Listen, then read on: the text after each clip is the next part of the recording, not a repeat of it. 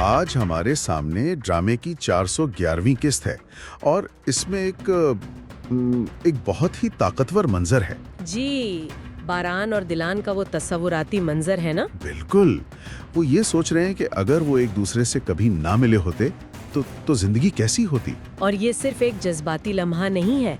बारान जो मंजर दिखाता है वो असल में पूरे कारबे खानदान की बुनियाद हिला देता है। सही कहा।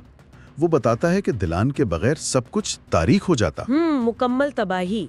वो कहता है कि दिलान की गैर मौजूदगी सिर्फ उसकी जिंदगी को नहीं बल्कि पूरे खानदान को बिखेर देती। और वो एक एक करके बताता है कि कुदरत बाबा किसी को पहचान नहीं पा रहे। जी। जहान अपनी ही दुनिया में गुम है और फिरात वो तो पहले से भी ज्यादा बेकाबू हो गया है। और इसी वजह से गुल भी हवेली छोड़कर चली गई, जिससे कादिर आपा भी बिल्कुल टूट गई हैं। तो मतलब दिलान सिर्फ एक शख्स नहीं, वो एक धागा है जो सबको जोड़े हुए है। बिल्कुल, लेकिन यहाँ एक और बात भी है। बारान ये सब बताकर सिर्फ अपनी मोहब्बत का इजहार नहीं कर रहा। अच्छा?